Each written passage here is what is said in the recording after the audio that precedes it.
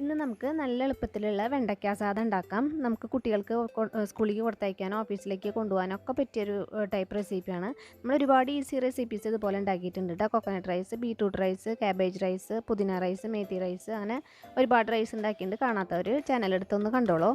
അപ്പോൾ ഇന്നത്തെ ഈ ഒരു റെസിപ്പിക്കായിട്ട് ഒരു പാൻ എടുത്തിട്ട് അതിലേക്ക് 1 ടേബിൾ സ്പൂൺ നെയ്യ് ആദ്യം ഒഴിച്ചു കൊടുക്കാം. ഇനി നമുക്കിതിലേക്ക് അതിൻ്റെ ഒപ്പം തന്നെ 1 ടേബിൾ സ്പൂൺ ഓയിൽ ഒഴിച്ചു കൊടുക്കാം. എന്നിട്ട് അതിൽ നമുക്ക് വെണ്ടക്കായാണ് കേട്ടോ. അത് 300 ഗ്രാം വെണ്ടക്കായ ഉണ്ട്. ഞാൻ നീളനെ ഇതുപോലെ ഇത്തിരി കനം കുറച്ചിട്ടാണ് അരിഞ്ഞിട്ടുള്ളത്. നമുക്ക് ഇഷ്ടമുള്ള ഷേപ്പിൽ ഇത് അരിയാം. ഇച്ചിരി കനം കുറച്ചിട്ട് അരിയണം മാത്രം. അപ്പോൾ അത് നമുക്ക് ആദ്യം ഒന്ന് വഴറ്റി വേവിച്ചെടുക്കാം. ഒരു ലേശം ഉപ്പ് ഞാൻ ഇട്ട് കൊടുത്തിട്ടുണ്ട് ഈ വെണ്ടക്കയിലേക്ക് ആവശ്യത്തിനുള്ളത്. ഒരു 1/4 ടീസ്പൂൺ ഇട്ട് കൊടുക്കുക. പിന്നെ ഒരു 1/4 ടീസ്പൂൺ മഞ്ഞൾപ്പൊടിയും ഇട്ട് കൊടുത്തിട്ട് ഇത് നന്നായിട്ട് ഒന്ന് വഴറ്റി തുറന്ന് വെച്ചിട്ട് തന്നെ വേവിച്ചെടുക്കുക കേട്ടോ. അപ്പോൾ അതിൽ ആ പശപ്പൊക്കെ ഒന്ന് പോയി അപ്പോൾ ഇത് നന്നായി വെന്ത് വന്നിട്ടുണ്ട് കേട്ടോ. അത്ര മതി. വല്ലാണ്ടിട്ട് വേവിച്ച് അതിൻ്റെ കളറൊന്നും മാറ്റരുത്. ഒരുവിധം വേവായിട്ടുണ്ട്. ഈ സമയത്ത് ഇതിലേക്ക് ഒരു 1/2 ടീസ്പൂൺ സാമ്പാർ പൊടിയാണ് കേട്ടോ. അത് ഒന്ന് വെതറി കൊടുക്കുക. എന്നിട്ട് ഒന്ന് മിക്സ് ആക്കിയതിന് ശേഷം ഫ്ലെയിം ഓഫ് ചെയ്തിട്ട് അതവിടെ മാറ്റി വയ്ക്കാം. ഇനി നമുക്ക് റൈസ് ഉണ്ടാക്കാം. അപ്പോൾ നമ്മളിന്ന് ചട്ടിയിലാണ് ഉണ്ടാക്കുന്നത് കേട്ടോ റൈസ്. അപ്പോൾ ചട്ടി ഒന്ന് ചൂടാക്കാനായിട്ട് വയ്ക്കാം. ചട്ടി നന്നായിട്ട് ഒരുവിധം ഒന്ന് ചൂടായി വരുന്നുണ്ട്. ഈ സമയത്ത് ഇതിലേക്ക് നെയ്യ് ഒഴിച്ചു കൊടുക്കാം. 2 ടേബിൾ സ്പൂൺ നെയ്യ് ഒഴിച്ചു കൊടുക്കാം. പിന്നെ ഇതിലേക്ക് ഓയിൽ ഒഴിച്ചു കൊടുക്കുക. 2 ടേബിൾ സ്പൂൺ ഓയിൽ. അപ്പോൾ രണ്ടും മിക്സ് ആക്കിയിട്ട് നമ്മൾ ഉണ്ടാക്കണം. നെയ്യിൽ മാത്രം വേണമെങ്കിൽ ഉണ്ടാക്കാം, അല്ലെങ്കിൽ ഓയിലിൽ മാത്രം ഉണ്ടാക്കാം. ഇതിലേക്ക് 1/2 ടീസ്പൂൺ കടുകും, ആ കടുകൊന്ന് പൊട്ടി വരുമ്പോൾ 1 ടീസ്പൂൺ ഉഴുന്നിട്ട് കൊടുക്കാം. പിന്നെ 1 ടീസ്പൂൺ കടലപ്പരിപ്പ് അത് ചേർത്ത് കൊടുക്കുക. പിന്നെ ഒപ്പം തന്നെ 1/4 ടീസ്പൂൺ സാധാരണ നല്ല ജീരകം, 1/2 ടീസ്പൂൺ പെരിഞ്ജീരകം ചേർത്ത് കൊടുക്കാം. പിന്നെ 3 വറ്റൽമുളക് ഞാനിവിടെ മുഴുവനോടെയാണ് ഇട്ട് കൊടുക്കുന്നത്.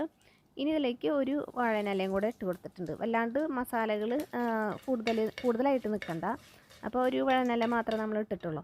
ഇതൊന്ന് ഫ്രൈ ആയി വരുന്ന സമയത്ത് നമുക്കിതിലേക്ക് ഒരു ബ്രൗൺ ഷെയ്ഡ് വരണം കേട്ടോ. അപ്പോൾ വഴറ്റിയത് ആ സമയത്ത് നമുക്കൊരു 8 അല്ലി കാഷ്യൂ ആണ് കേട്ടോ. നടു കീറിയിട്ട് 2 പീസാക്കിയിട്ട് ഒരു കാഷ്യൂ 2 ആക്കിയിട്ട് പൊളിച്ചിട്ടിട്ടുണ്ട്. അതും ഒരു ലൈറ്റ് ബ്രൗൺ ഷെയ്ഡ് വന്ന് തുടങ്ങുമ്പോൾ ഉള്ളി ചേർത്ത് കൊടുക്കാം. ചെറിയ ഉള്ളിയാണ് കേട്ടോ. 5 അല്ലി ചെറിയ ഉള്ളി അരിഞ്ഞിട്ടിട്ട് കൊടുക്കുക. ഒപ്പം തന്നെ 3 നല്ല എരിവുള്ള പച്ചമുളക് ഇട്ട് കൊടുക്കാം.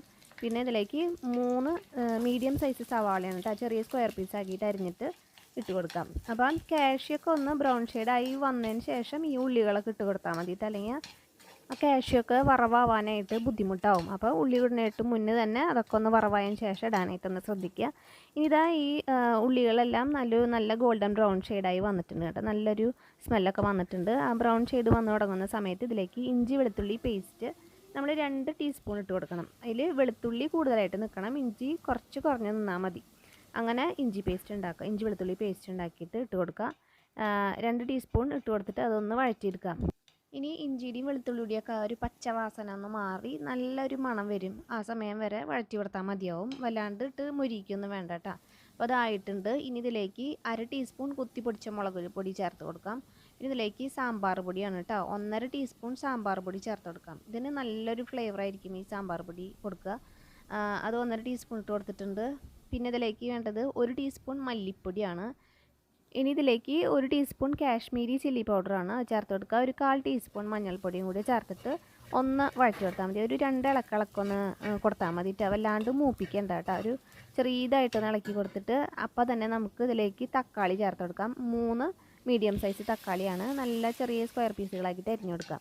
അപ്പോൾ നമ്മൾ 3 മീഡിയം സൈസ് സവാളയ്ക്ക് 3 മീഡിയം സൈസ് തന്നെ തക്കാളിയാണ് ചേർത്തിരിക്കുന്നത് കേട്ടോ. അപ്പോൾ സവാളയുടെ ഒപ്പം തന്നെ തക്കാളി നിൽക്കണം. ഈ തക്കാളിയൊക്കെ ഒന്ന് വഴന്ന് വരണം. ഒരു 1/2 ടീസ്പൂൺ ഉപ്പ്, ഈ മസാലയിലേക്ക് ആവശ്യത്തിനുള്ള ഉപ്പ് ഇട്ടാൽ ചേർത്ത് കൊടുക്കുക. അതൊന്ന് ചേർത്തിട്ട് ഒന്ന് മിക്സ് ആക്കുക. അപ്പോൾ ഈ തക്കാളി ഒന്ന് വെന്തതിന് ശേഷം അതിങ്ങനെ ഉടച്ചുടച്ച് കൊടുക്കണം. ഉടച്ചുടച്ച് മിക്സാക്കി കൊടുക്കുക. എന്നിട്ട് പിന്നെയും ഒന്നുകൂടി വെന്ത് കഴിഞ്ഞാൽ ഒന്നുകൂടി ഇളക്കി കൊടുക്കുക. ഇതുപോലെ തുറന്ന് വെച്ചിട്ട് തന്നെ നമുക്ക് ഇളക്കി കൊടുക്കാം കേട്ടോ. അപ്പോൾ നന്നായിട്ട് ഇതേ ഉടഞ്ഞ് വന്നിട്ടുണ്ട് തക്കാളി എല്ലാം. ഇതുപോലെ തന്നെ നമ്മൾ ഉടച്ചുടച്ച് മിക്സാക്കി കഴിഞ്ഞിട്ടുണ്ടെങ്കിൽ എല്ലാത്തിൻ്റെയും ഫ്ലേവർ നന്നായിട്ട് ഇറങ്ങി വരും ഈ ഒരു മസാലയിലേക്ക്. അപ്പോൾ തക്കാളിയുടെ ജ്യൂസൊന്നും വല്ലാണ്ട് വറ്റിക്കേണ്ട കേട്ടോ. അതിൻ്റെ പച്ചപ്പൊന്ന് മാറി കിട്ടിയാൽ മതി. ഇനി ഈ സമയത്ത് നമുക്കിതിലേക്ക് ബസ്മതി അരിയാണ് കേട്ടോ ഞാൻ വേവിച്ച് വെച്ചേക്കണത്. ഉപ്പും ഒരു 1/4 ടീസ്പൂൺ പെരിഞ്ജീരകം ചേർത്തിട്ടാണ് വേവിച്ചിട്ടുള്ളത്. അത് നമുക്ക് ഇതിലേക്ക് ചേർത്ത് കൊടുക്കാം. 1.5 ഗ്ലാസ്സാണ് ബസ്മതി അരി ചേർക്കണത്. ഇനി ഇതിലേക്ക് നമുക്ക് നമ്മുടെ വെണ്ടക്കായ നേരത്തെ വേവിച്ച് വഴറ്റി വെച്ചിരിക്കുന്നത് ഇട്ട് കൊടുക്കുക. ഇനി ഇത് നന്നായിട്ട് ഇതുപോലെ ഉതിർത്ത് മിക്സ് ആക്കുക കേട്ടോ. അപ്പോൾ ഉടഞ്ഞു പോവില്ല ചോറ്. ഇങ്ങനെ ഒന്നെങ്കിൽ ഇങ്ങനെ ചെയ്യാം, അല്ലാന്ന് വെച്ചിട്ടുണ്ടെങ്കിൽ 2 കയ്യിൽ വെച്ചിട്ട് ഇതുപോലെ 2 സൈഡിൽ നിന്ന് ഇങ്ങനെ മിക്സാക്കി കഴിഞ്ഞാൽ നല്ലോണം ഇങ്ങനെ ഇത്തിരി കൂടി കൂടുതൽ മിക്സ് ആവുക കേട്ടോ. പെട്ടെന്ന് മിക്സായി കിട്ടും ചെയ്യും, എന്നാൽ ചോറൊന്നും ഉടയൂല്ല. ഇതിലേക്ക് ഞാൻ മല്ലിയില ഒന്നും ചേർക്കണില്ല കേട്ടോ. മല്ലിയില ഇഷ്ടമാണെങ്കിൽ ചേർക്കാം, പക്ഷേ അതൊന്നും ചേർത്തില്ലെങ്കിൽ നല്ലൊരു ഫ്ലേവറാണ് ഈ ഒരു റെസിപ്പിക്കുള്ളത്. പിന്നെ ഈ കാഷ്യൊക്കെ ഇടയിലൊക്കെ കടിക്കുമ്പോഴൊക്കെ കാഷ്യൊക്കെ എന്തായാലും ഇട്ടാൽ കേട്ടോ നല്ലൊരു ടേസ്റ്റാണ്. എല്ലാവരും എന്തായാലും ട്രൈ ചെയ്യണം. ഒഴിവുള്ളവർ ട്രൈ ചെയ്തിട്ട് കമൻറ്റ് ബോക്സിൽ നിങ്ങളുടെ ഫീഡ്ബാക്ക് ഷെയർ ചെയ്യാനായിട്ട് മറക്കരുത്. നമുക്കിനി അടുത്ത വീഡിയോ ആയിട്ട് കാണാം.